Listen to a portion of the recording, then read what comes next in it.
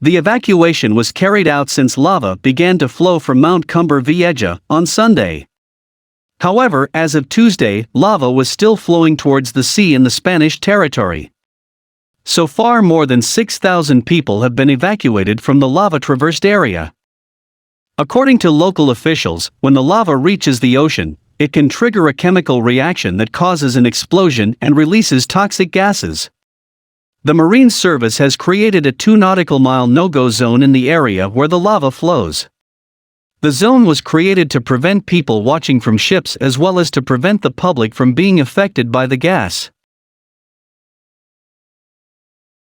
Lava from the west of the volcano has destroyed everything in its path.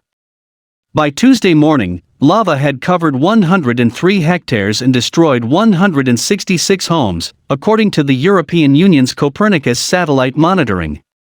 The head of El Paso village, Sergio Rodriguez, said a total of 300 houses were destroyed by the lava. Radio station Cadena SER was quoted as saying,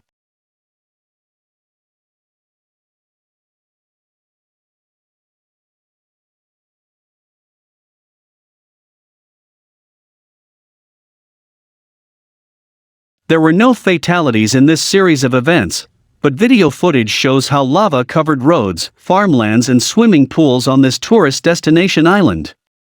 The local government has ordered residents of 4 villages, including El Paso and Los Llanos de Aridane, to be evacuated to temporary shelters.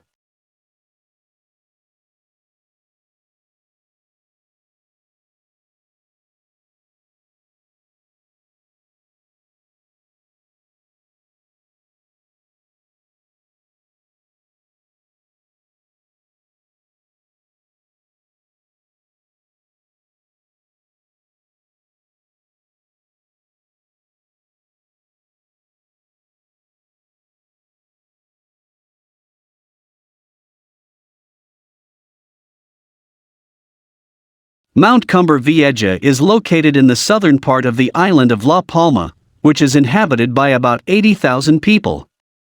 The island is one of the Canary Islands, a Spanish territory located west of Morocco, North Africa. The mountain last erupted 50 years ago. Scientists are not sure how long the latest eruption will last.